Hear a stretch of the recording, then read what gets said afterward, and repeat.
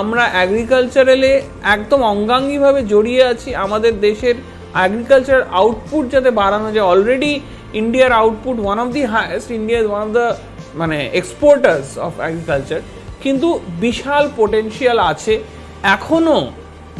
ধরুন আরবান ফার্মিংটা খুবই কম, অর্থাৎ লোকের যদি ধরুন এত অনেক জায়গায় ফ্ল্যাট বা ইয়েতে একদম দারুণ মাশরুম বা এসব কাল্টিভেশন করে করা সম্ভব, সেটা অলরেডি হচ্ছে। আমরাও যেমনি বিভিন্ন ছাত্রছাত্রীদের মাশরুম কাল্টিভেশনের ট্রেনিং দিচ্ছি, বিভিন্ন রকম বললাম ড্রোন ইউজ করে ট্রেনিং দিচ্ছি, বা বিভিন্ন রকম এনজাইমস বা বিভিন্ন রকম জেনেটিক্যালি মডিফাইড ক্রপস বা সিডস তৈরি করার দিচ্ছি।